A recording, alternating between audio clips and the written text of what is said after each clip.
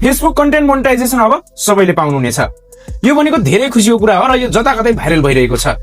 अब तपाईले Facebook content monetisation पाउनको लागि के क्राइटेरिया छन् त्यो तपाईले आफ्नै प्रोफाइलमा गएर या पेजमा गएर सजिलै हेर्न सक्नुहुनेछ।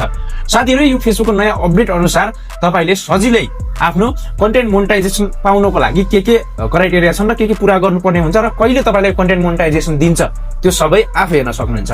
र साथीहरु, यदि तपाई नयाँ हुनुहुन्छ भने फलो गरिदिनुस् र म तपाईलाई के अपडेट आएको छ र के कसरी हेर्न सक्नुहुनेछ त्यो म फेसबुक ड्याशबोर्डमा लगेर देखाउने छु। यसको लागि तपाई जानुपर्ने हुन्छ आफ्नो पेज या प्रोफाइलको ड्याशबोर्डमा।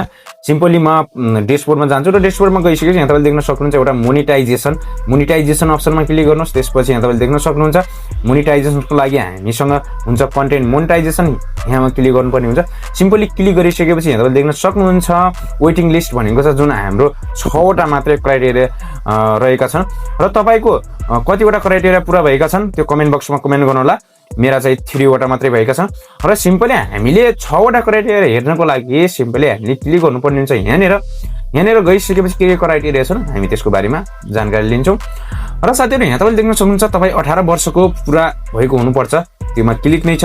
र त्यसपछि तपाई आफ्नो देश चाहिँ नेपालमा हुनुपर्ने हुन्छ, जुन यो नेपालमा कन्टेन्ट मोनेटाइजेसनको लागि इनेबल छ, त्यसकारण यो चाहिँ राइट छ।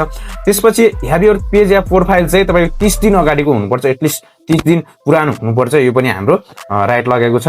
त्यसपछि अब तपाईले अर्को क्राइटेरियामा आइसकेपछि यहाँ तपाईले देख्न सक्नुहुन्छ 90 दिनमा 3 वटा रिल्स पब्लिश गरेकै हुनुपर्छ। सिम्पली हाम्रो पूरा भएको छैन, यसलाई हामी पूरा गर्नेछौँ। र त्यसपछि अर्को मेन झन्झट आउँछ साथीहरु, 10,000 फलोअर हुनुपर्छ तपाईसँग, एटलिस्ट 10,000 क्रस भएकै हुनुपर्छ।